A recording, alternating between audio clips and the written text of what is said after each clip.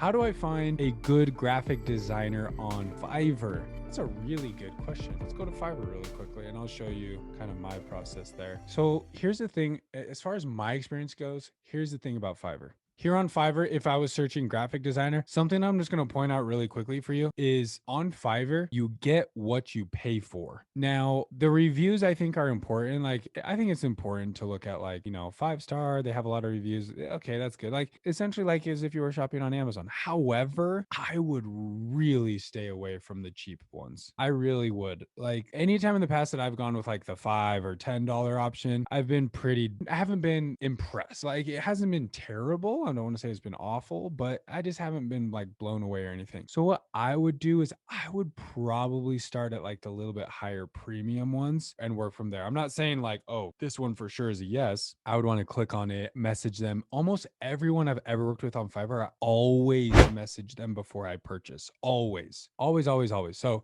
like if this person, I was clicking on them and I was like, okay, like this looks pretty legit for, let's say this is what you needed. I would contact the seller and I would just ask them some questions. Just ask them some more questions about it, what they can do, like more examples. I don't know, like there's no set questions to ask, I would say, but I always contact them first. I want to see how quickly they respond, how they respond. It's kind of like sourcing, right? You're trying to get a feel for the relationship of the person. And then that gives me a better idea of like, okay, if I feel good about my conversation with them, I'm going to feel better about the actual service that I'm paying them for. Like if I ask them a question, they're like, okay, yes, and that's it. Or like they don't give me a super clear answer, then I'm like, I don't feel like you're going to take a lot of time or effort to make my product good. You might regurgitate something from somewhere else on the internet. So I think that's important. Maybe stay away from the super, super cheap people on Fiverr and always contact them before you make an actual purchase. If you don't want to go the Fiverr route, then I would look on Instagram or Upwork.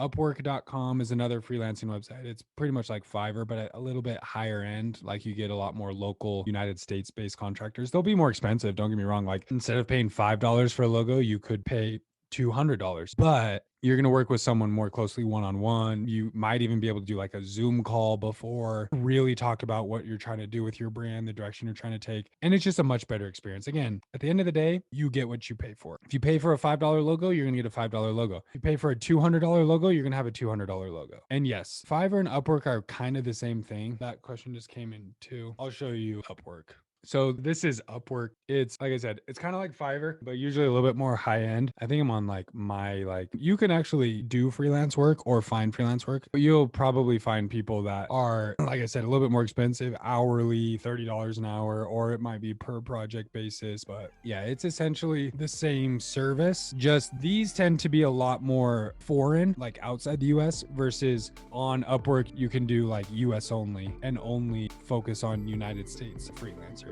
There's US ones on Fiverr too, but I think there's a lot more and the quality's a little better on Upwork, but it is more expensive.